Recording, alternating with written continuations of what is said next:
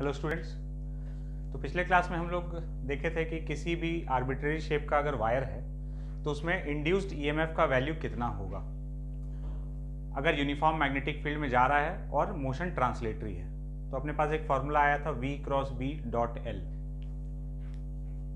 और अगर तीनों म्यूचुअली परपेंडिकुलर है, मैग्नेटिक फील्ड, वेलोसिटी और लेंथ तीनों अगर म्यूचुअली परपेंडिकुलर है तो वो BLV में कन्वर्ट हो गया था। कुछ ऐसा लिखे थे हम लोग V cross B dot L, और यही हो गया था BLV के बराबर अगर ये तीनों म्यूचुअली परपेंडिकुलर होता है तो, और अगर कोई भी दो पैरेलल है तो फिर जीरो। कोई भी दो वेक्टर पैरेलल हो गया तो इंड्यूस्ड ईएमएफ का वैल्यू जीरो हो जाएगा। कुछ क्वेश्चंस देखते हैं।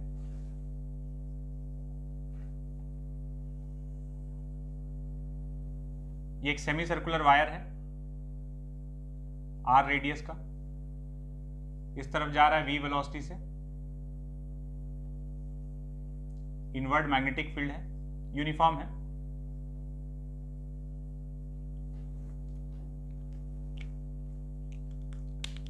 Find induced EMF in the wire.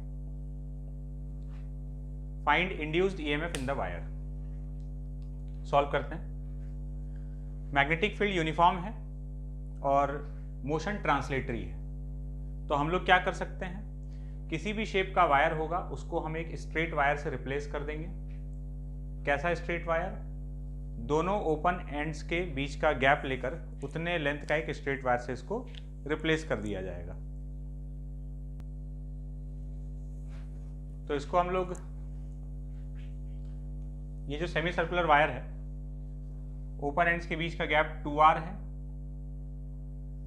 तो हम 2r लेंथ का एक वायर ले लिए, मैग्नेटिक फील्ड इनवर्ड है और ये इधर जा रहा है V वेलोसिटी से। तो इंड्यूस्ड ईएमएफ का वैल्यू हो जाएगा, देखो तीनों म्यूचुअली परपेंडिकुलर है, लेंथ, वेलोसिटी और B, और हम लोग को मोस्ट ऑफ द टाइम यही सिचुएशन दिखने वाला है। तो इंड्यूस्ड ईएमएफ का value BL into V, 2BRV। किधर प्लस किधर माइनस, तो V क्रॉस B देख लेते हैं। V क्रॉस B देखे तो इधर प्लस इधर माइनस, ठीक है। V क्रॉस B से इधर थंब आया तो इधर प्लस इधर माइनस, मतलब this is equivalent to a battery, और ये इसका कुछ रेजिस्टेंस, वायर का अपना कुछ रेजिस्टेंस होगा तो उससे रिप्लेस कर सकते हैं। तो ये जो वायर है ये इस सेल के इक्विवेलेंट है, इधर इसका प्लस आया था और इधर माइनस आया था, ठीक है। एक और क्वेश्चन देखते हैं।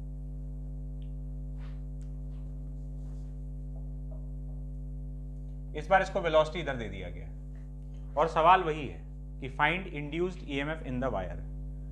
वीडियो पॉज करो और सॉल्व करके देखो कि क्या आ रहा है। आई होप ट्राई कर चुके होंगे। देखते हैं।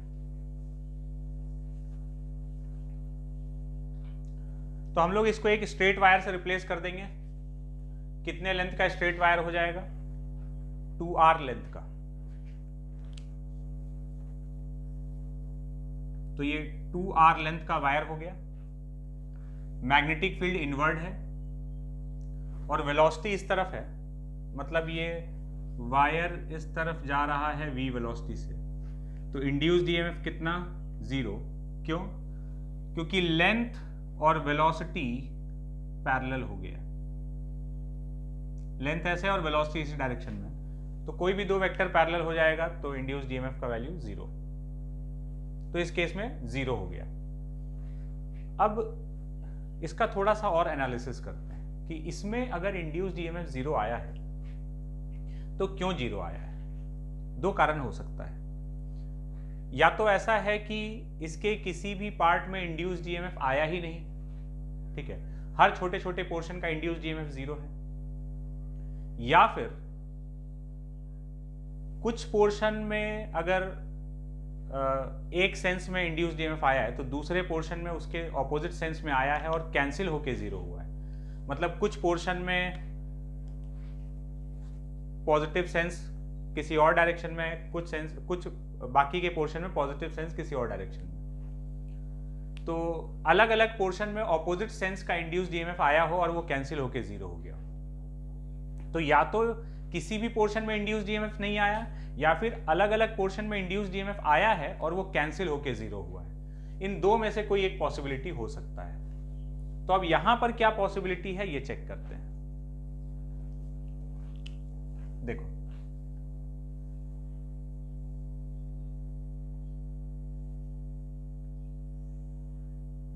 जैसे ये वायर, सेमी सर्कुलर वायर, हम इस सेमी सर्कुलर वायर का आधा पोर्शन ले रहे हैं, ये वाला, और फिर ये बाकी आधा ये इधर जा रहा है v वेलोसिटी से। तो v से अगर ऐसे जा रहा है, ये एंगल 45 डिग्री, ये वाला लेंथ जो है वो √2r हो जाएगा, b इनवर्ड है। तो इस पोर्शन में देखना, ये v ऐसे है, this angle is 45 degree, length इसका √2r है और b इनवर्ड है। तो इस वेलोसिटी का दो कंपोनेंट आएगा, एक इस तरफ आएगा v cos 45 v/√2 और एक इस तरफ आएगा v sin 45 v/√2। इसकी वजह से तो आएगा नहीं, लेकिन इसकी वजह से इंड्यूस्ड ईएमएफ आ रहा है। तो ये परपेंडिकुलर वाला हो गया, इसकी वजह से कितना आएगा, तो इस पोर्शन में लेट से E1, इसको E1 बोल देते हैं, b l का वैल्यू √2r और v का value v/√2, b r v के बराबर। पोलैरिटी v क्रॉस b कर लें, इसको ले लो या इसको, किसी को भी ले लो, b इनवर्ड है तो v क्रॉस b ले लें, इसी को लेके देख लो। तो ये वेलोसिटी b इनवर्ड है, तो v क्रॉस b करेंगे तो ऊपर प्लस नीचे माइनस, इसकी वजह से इंड्यूस्ड ईएमएफ आ रहा है। तो v क्रॉस b किए तो ऊपर प्लस नीचे माइनस। ऐसे ही ये वाला पोर्शन देखोगे तो ये इधर v वेलोसिटी से जा रहा है, this angle is 45 degree, inward है मैग्नेटिक फील्ड। तो यहां पर भी एक कंपोनेंट इधर आ जाएगा v/√2 और एक कंपोनेंट इधर आ जाएगा v/√2। इसकी वजह से इंड्यूस्ड ईएमएफ आएगा, लेट से E2 कितना हो जाएगा, b into √2r into v/√2। इसका भी इंड्यूस्ड ईएमएफ BRV के बराबर। पोलैरिटी v क्रॉस b करेंगे तो ऊपर प्लस नीचे माइनस। E1 E2 दोनों BRV के बराबर है। अब देखना, मतलब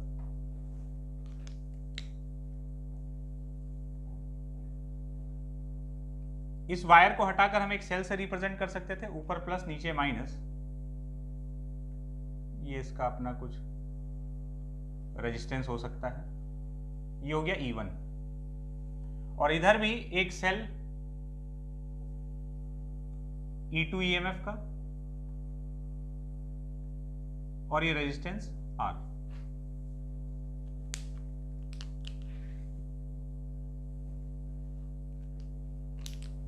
ये E1, ये E2।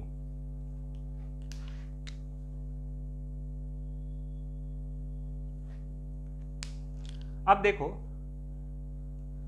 ये दोनों का पोलैरिटी उल्टा लगा हुआ है, तो ये दोनों एक दूसरे को कैंसिल कर रहा है, एक दूसरे के ऑपोजिट में है। तो ये दोनों सीरीज में हो गया, ये दोनों अगर सीरीज में हो गया, इसको यहां पर ऐसे दिखा सकते हैं।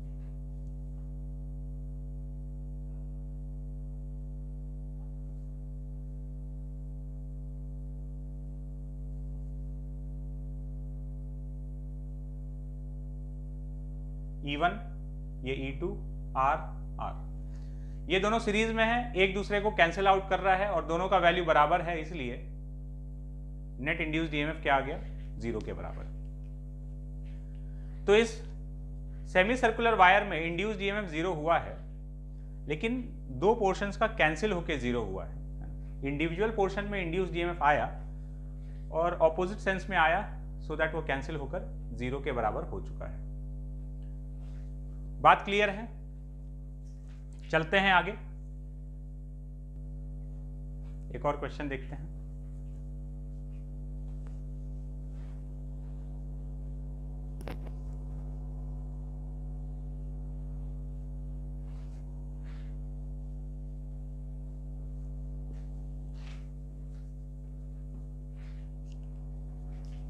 देखो,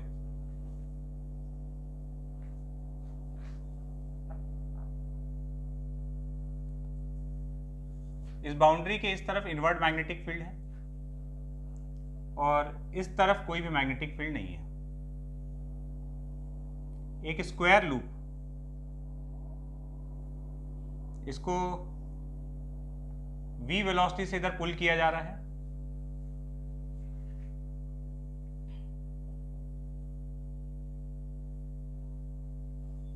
स्क्वायर लूप है, side length l।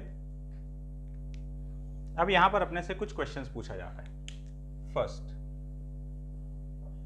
Find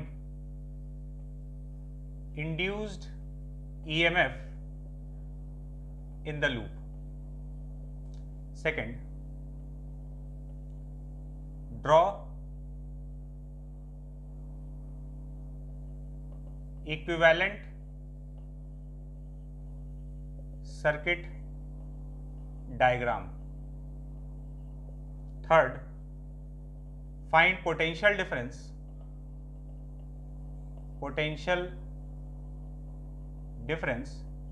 across each side. ये तीन बात हम लोग से कैलकुलेट कराया जा रहा है। इंड्यूस्ड ईएमएफ बताना है, इक्विवेलेंट सर्किट डायग्राम ड्रॉ करना है, पोटेंशियल डिफरेंस निकालना है, और गिवन है, एक बात हम लोग को गिवन है, resistance of each side is equal to R। हर एक साइड का रेजिस्टेंस स्मॉल r के बराबर है। ठीक है, अब ये वाला जो क्वेश्चन है ये हम लोग को एक बहुत ही बढ़िया सा बात समझाने वाला है और सिखाने वाला है। देखते हैं क्या है।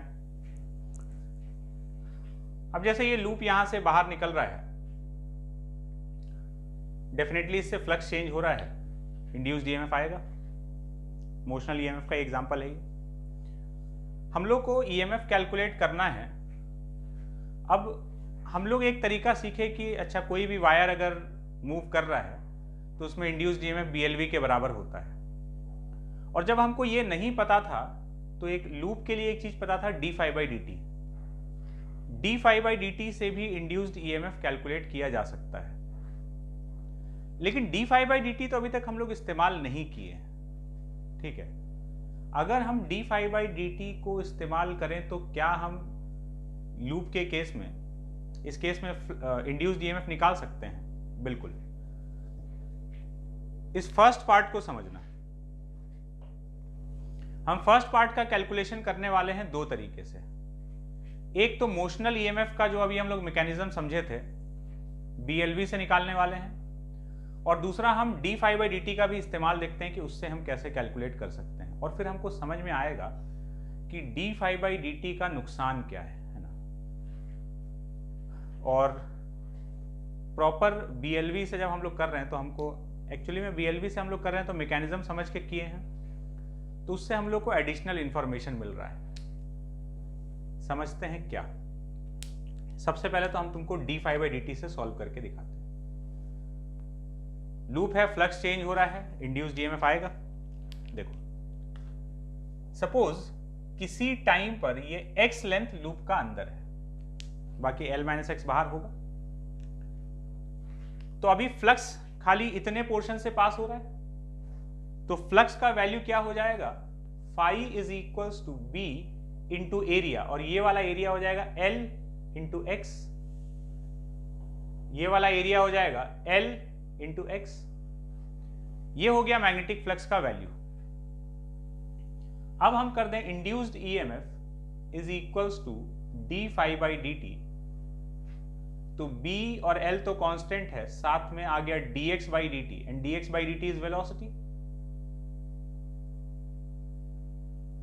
इंड्यूस्ड ईएमएफ का वैल्यू आ गया BLV। इस पूरे लूप में इंड्यूस्ड ईएमएफ का वैल्यू BLV है, ठीक है, लेकिन ये वाला मेथड ये बात नहीं समझा सकता है कि इस ईएमएफ का प्लेसमेंट क्या है, मतलब लूप के किस पोर्शन में कौन से जगह पर ये ईएमएफ डेवलप हुआ है। ये तो पूरे लूप का ईएमएफ जोड़ के बता दिया कि BLV के बराबर है। अब ये मेथड इस बात को नहीं समझा पा रहा है कि इस BLV, ये जो ईएमएफ जनरेट हुआ है पूरे लूप में, क्या ये चारों पोर्शन में बराबर E/4 डेवलप होगा, या फिर ये किसी एक जगह रखा हुआ है या किसी दो साइड में। तो ईएमएफ का प्लेसमेंट क्या है ये नहीं पता है, और जब ये नहीं पता है ना तो तुम सेकंड पार्ट नहीं कर पाओगे, और सेकंड पार्ट नहीं कर पाओगे तो थर्ड पार्ट नहीं कर पाओगे। तुमको जब इक्विवेलेंट सर्किट डायग्राम बनाना है तो तुमको ये बताना है कि कहां पर ये ईएमएफ प्लेस किया गया है, तो ये अपने को नहीं समझ में आ रहा है। अब देखो इसी का जो ऑल्टरनेट मेथड है, जो कि एक्चुअली में हम लोग मैकेनिज्म समझ के जब कर रहे थे, अब उससे देखते हैं। उससे अगर देखें तो AB में जो इंड्यूस्ड ईएमएफ है EAB, ये एक वायर है, स्ट्रेट वायर, और ये स्ट्रेट वायर इस तरफ जा रहा है, तो इसमें इंड्यूस्ड ईएमएफ कितना आ जाएगा, ये L है, V इधर है, V इनवर्ड है, V इनवर्ड दिख रहा है, तो BLV आ जाएगा, और डायरेक्शन क्या होगा, V क्रॉस B करेंगे तो ये प्लस और ये माइनस, तो साइड AB का induced EMF BLV, side BC का इंड्यूस्ड ईएमएफ 0, क्योंकि ये L है और वेलोसिटी भी इधर है और L भी इधर है, तो BC का इंड्यूस्ड ईएमएफ 0। ECD ये भी 0, क्योंकि यहां पर तो फील्ड ही नहीं है, तो ये फील्ड लाइंस को कट कर ही नहीं पा रहा है CD वाला, B 0 है यहां पर, तो BLV 0। और AD में भी वेलोसिटी और लेंथ पैरेलल है, AD का भी क्या हो जाएगा 0, या इसको DA बोल देते हैं, AB BC CD DA AD कुछ भी बोल दो, सब एक ही बात है। तो ये तीनों पार्ट में 0 हो गया, तो लूप का नेट इंड्यूस्ड ईएमएफ AB के बराबर है, जो कि BLV है।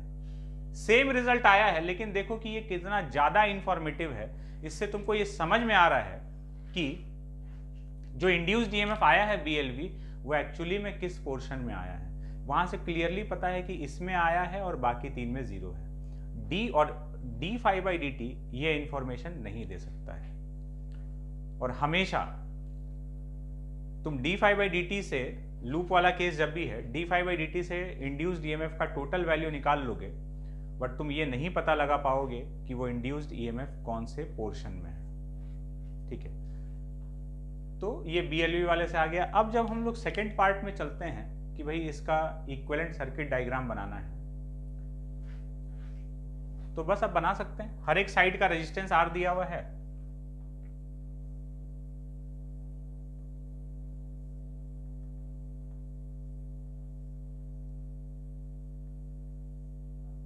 ये इस साइड में जो इंड्यूस्ड ईएमएफ आया है EAB, या इसी को E बोल देते हैं, टोटल यही है, और ये बाकी सारा रेजिस्टेंस R जोड़ दिया गया।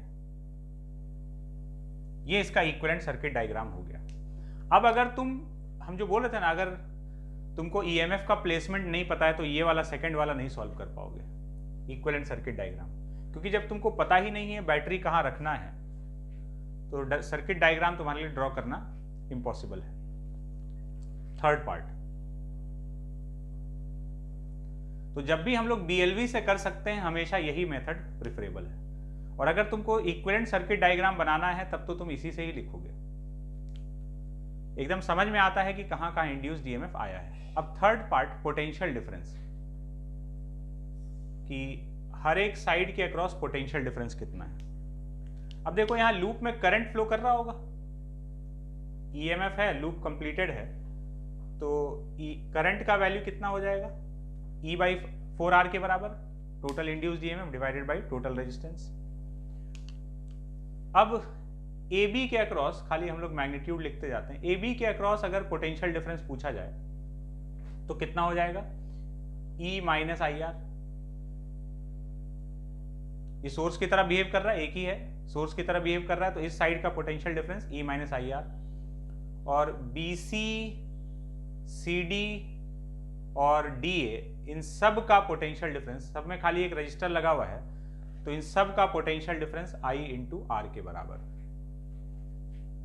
तो अगर तुमसे कभी भी किसी ब्रांच का पोटेंशियल डिफरेंस पूछ ले रहा है, तो तुमको ये पता होना चाहिए कि ये बैटरी कहाँ लगा है। मान लो तुम इसको यहाँ की जगह यहाँ लगा दोगे, करंट का आंसर में फर्क नहीं पड़ेगा, लेकिन जो पोटेंशियल डिफरेंस होगा वहां तो गड़बड़ा जाओगे। तुम ये बैटरी अगर यहाँ लगा देते तो इसका पोटेंशियल डिफरेंस तुम IR बोल देते और वो गलत हो जाता। बात क्लियर है? इसमें एक और सवाल हमसे पूछा जा सकता था, ठीक है। चौथा सवाल हमसे मान लो पूछ लिया गया,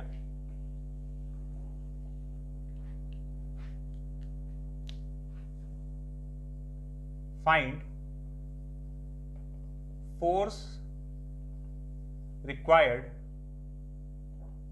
to move the loop with constant velocity. Loop को कांस्टेंट वेलोसिटी से चलाने के लिए कितना फोर्स हम लोग को लगाना पड़ेगा, देखते हैं इसको। अब इसको फोर्स जो लगाना पड़ेगा, देखना,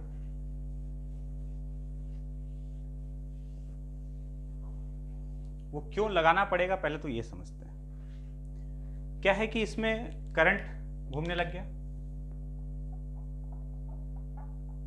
करंट ऐसे फ्लो करने लग गया। अब करंट ऐसे फ्लो करने लग गया तो ये करंट कैरिंग वायर हो गया मैग्नेटिक फील्ड के अंदर। और जब current carrying wire magnetic field के अंदर है तो मैग्नेटिक फील्ड भी इस करंट कैरिंग वायर पर फोर्स लगाना स्टार्ट करेगा। कैसे, देखते हैं। इस AB सेक्शन पर फोर्स किधर लग रहा होगा, ये करंट ऐसे जा रहा है तो IL cross B, L cross B इधर फोर्स लगा, तो AB पर फोर्स लगा इधर, BC पर L क्रॉस B ऊपर लगेगा, CD पे तो लगेगा ही नहीं, यहां फील्ड नहीं है, और DA पर लगेगा नीचे की तरफ, L क्रॉस B कर लो। तो ये दोनों तो कैंसिल हो जाएगा, BC और DA ये तो अपोजिट डायरेक्शन में कैंसिल हो गया। FAB इधर लग रहा है जो कि इसको रिटार्ड करने का कोशिश करेगा।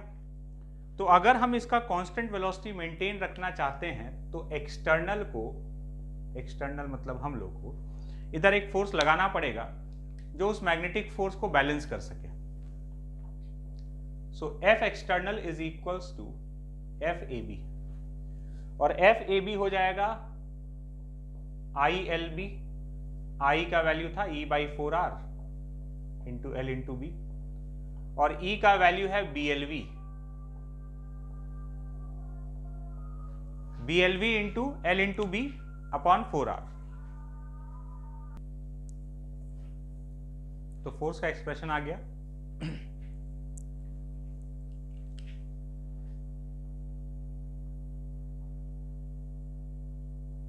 B² L² V upon 4R। इतना फोर्स अगर हम लगाएंगे तब ये कांस्टेंट वेलोसिटी से मूव कर सकता है, और अगर हम एक्सटर्नल फोर्स नहीं लगा रहे होंगे तो क्या होगा, तो ये धीरे धीरे इस मैग्नेटिक फोर्स की वजह से रिटार्ड होगा, और रिटार्ड होते होते फाइनली रुकने की कगार पे आ जाएगा, है ना। रिटार्ड करते जाएगा, इसका वेलोसिटी कम होते जाएगा अगर हम एक्सटर्नल फोर्स नहीं लगा रहे होंगे तो। बात क्लियर है यहां तक? कुछ और क्वेश्चंस देखते हैं।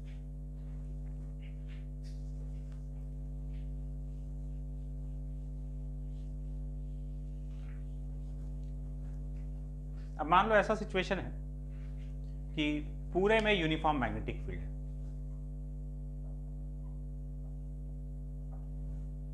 और ये एक लूप है, पूरे स्पेस में यूनिफॉर्म मैग्नेटिक फील्ड है, ये लूप है A B C D square loop, ये जा रहा है इधर v स्पीड से। Find induced EMF in the loop, induced EMF in the loop, and draw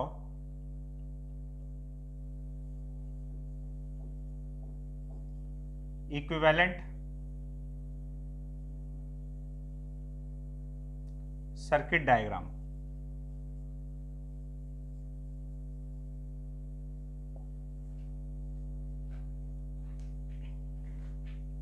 solve करते हैं। तो इसका इंड्यूस्ड EMF बताना है, हर एक साइड का लेंथ L है, रेजिस्टेंस छोटा r है। अगर हम इसको d phi by dt से देखें तो फ्लक्स जो है वो तो कांस्टेंट है, समझना, ये चाहे यहां हो जाए चाहे यहां हो जाए, क्योंकि पूरे स्पेस में मैग्नेटिक फील्ड है, कहीं चेंज तो हो नहीं रहा है। तो फ्लक्स कांस्टेंट है, d phi by dt का वैल्यू हो जाएगा 0। ये इंड्यूस्ड EMF हो गया। तो इंड्यूस्ड EMF का वैल्यू आ रहा है 0। d phi by dt ये बता दे रहा है कि इंड्यूस्ड EMF 0 है, लेकिन ये नहीं बता रहा है कि ऐसा क्यों हो रहा है। तो हम लोग जरा करके देखते हैं कि ऐसा क्यों हो रहा है प्रॉपर मेथड से। तो हमको समझ में आएगा कि EAB, देखो क्या AB में इंड्यूस्ड EMF है? हाँ है, ये इधर जा रहा है, तो L इधर है, V इधर है, B इनवर्ड है, इसमें BLV इंड्यूस्ड EMF आएगा और पोलैरिटी V क्रॉस B करेंगे तो ऊपर प्लस नीचे माइनस। तो AB में तो इंड्यूस्ड EMF आया BLV।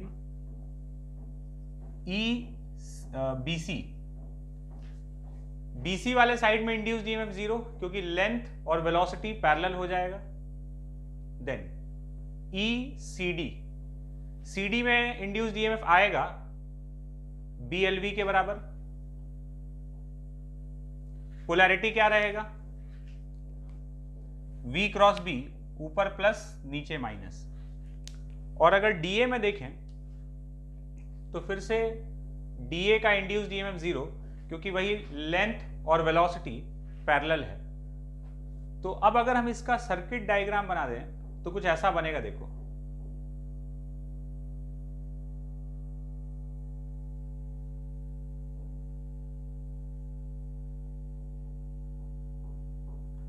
हर एक साइड का रेजिस्टेंस R के बराबर है, हर एक साइड का रेजिस्टेंस R, और ये EAB and this is ECD। ये क्लॉकवाइज करंट देना चाहता है और ये वाला एंटी क्लॉकवाइज, दोनों एक दूसरे के ऑपोजिट में है। और क्योंकि दोनों का मैग्नीट्यूड बराबर है तो नेट इंड्यूस्ड EMF 0 हो रहा है। तो अब यहां से कितना क्लियर पिक्चर मिल रहा है कि इंड्यूस्ड EMF क्यों 0 है। दो साइड्स में इंड्यूस्ड EMF आया है, लेकिन दोनों ऑपोजिट डायरेक्शन में है, और ऑपोजिट डायरेक्शन में होने की वजह से ये एक दूसरे को कैंसिल आउट कर दे रहा है, और ये इसका इक्विवेलेंट सर्किट डायग्राम हो गया। अब मान लो कोई पूछ ले कि अब यहीं पर तुमसे पूछ लिया जाता कि बताओ अलग अलग साइड्स का पोटेंशियल डिफरेंस क्या है, इससे तो बता ही नहीं सकते। अगर हम इंड्यूस्ड EMF पूछे तुम बोल दिए 0। अगर पूछे कि AB के अक्रॉस पोटेंशियल डिफरेंस क्या है, BC के अक्रॉस, CD के अक्रॉस, DA के अक्रॉस कितना कितना है, अब यहां से क्लियर हो रहा है। करंट तो फ्लो कर नहीं रहा है, तो जब करंट फ्लो नहीं कर रहा है तो यहां का जो पोटेंशियल डिफरेंस है वो उसके EMF के बराबर हो जाएगा, मतलब EAB के बराबर। यहां 0, यहां ECD के बराबर, और यहां 0। ठीक है, चलते हैं आगे, एक और क्वेश्चन देखते हैं।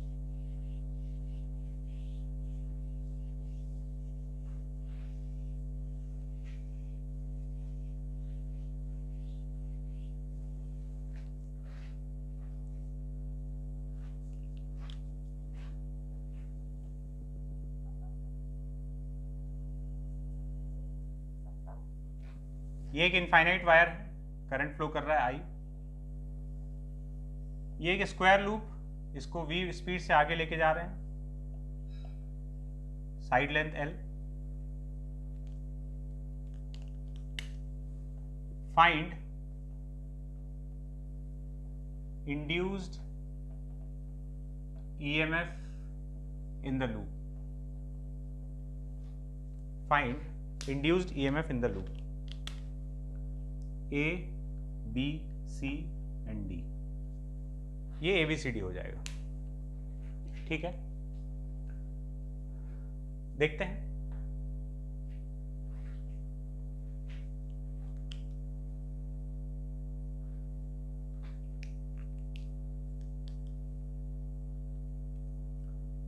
सबसे पहले AB में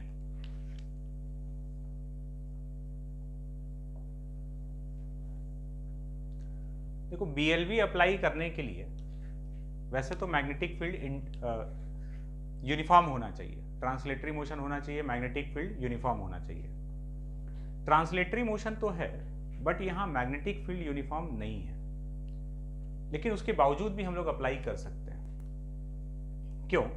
जब हम साइड AB के लिए लिख रहे होंगे BLV, तो भले ही हर जगह पर यहां मैग्नेटिक फील्ड सेम नहीं है, लेकिन इसके तो हर पॉइंट पर मैग्नेटिक फील्ड सेम, इसके लिए तो एकदम अप्लाई किया जा सकता है. ये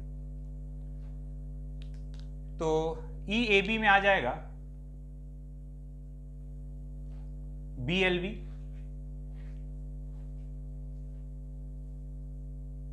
B जो AB वाले जगह पे B है, BLV. तो कितना आ जाएगा? B का वैल्यू है यहां पर mu naught I upon 2πr into LV. BC का इंड्यूस्ड EMF, अच्छा उसके पहले जरा इसका डायरेक्शन देख लिया जाए. इस वायर की वजह से इधर हर पॉइंट पर मैग्नेटिक फील्ड इनवर्ट रहेगा. करंट के डायरेक्शन में थंब, R की तरफ फिंगर्स. फील्ड पूरे इलाके में इनवर्ट है, मैग्नीट्यूड वेरी कर रहा है बट फील्ड इनवर्ट है. तो इसमें देखोगे पोलैरिटी, तो V क्रॉस B से ऊपर प्लस नीचे माइनस, तो ये प्लस ये माइनस. ठीक है, BC वाले पोर्शन में 0 होगा क्योंकि लेंथ और वेलोसिटी पैरेलल हो गया. तो EBC इक्वल टू 0. ECD इसमें देखते हैं, तो फिर से यहां पर BLV, BCD इंटू LV, और यहां का मैग्नेटिक फील्ड हो जाएगा mu naught I upon 2π R plus L into L into V. ये हो गया ECD में. पोलैरिटी V क्रॉस B, ऊपर प्लस नीचे माइनस, और DA में फिर से 0 क्योंकि लेंथ और वेलोसिटी पैरेलल हो गया. तो induced EMF in portion DA is equal to 0. ठीक है, तो ये आ गया अलग अलग पोर्शन का इंड्यूस्ड EMF. तो टोटल इंड्यूस्ड EMF देखो, ये देना चाहता है क्लॉकवाइज करंट और ये एंटी क्लॉकवाइज. तो नेट इंड्यूस्ड EMF का अगर बात किया जाए तो EAB माइनस ECD कर देंगे. Mu naught I LV upon 2πr minus mu naught I LV upon 2πr plus L. ये नेट इंड्यूस्ड EMF है. यहां तो इक्विवेलेंट सर्किट डायग्राम नहीं पूछा, लेकिन फिर भी हम लोग एक बार बना देते हैं. तो अगर हम बनाएं,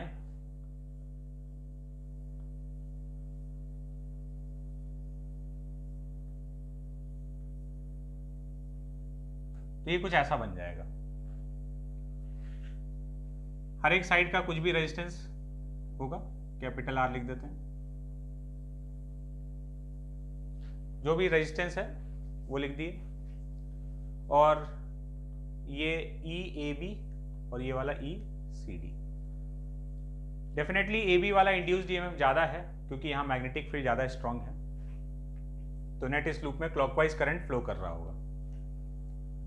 तो ये आ गया नेट इंड्यूस्ड EMF इसके बराबर, और ये इसका सर्किट डायग्राम. तो हमको पता चल रहा है कि ये नेट इंड्यूस्ड EMF इतना है, उसका प्लेसमेंट क्या है, कौन कहां रखा हुआ है. इसको अगर हम प्रॉपर कॉमन लेके लिख दें, mu naught I LV upon 2π 1/r minus 1/r plus L. ठीक है, ये इंड्यूस्ड EMF का वैल्यू आ गया, और इसमें समझ में आ रहा है कि कितना पोर्शन कहां रखा हुआ है, कैसे ये इंड्यूस्ड EMF आया है. तो ये पूरा इसका डिटेल दिख रहा है. मान लो कोई बोले कि यहां पर D phi by D T से करना है, एकदम कर सकते हैं। यहां पर D phi by D T से करने के दो नुकसान हैं।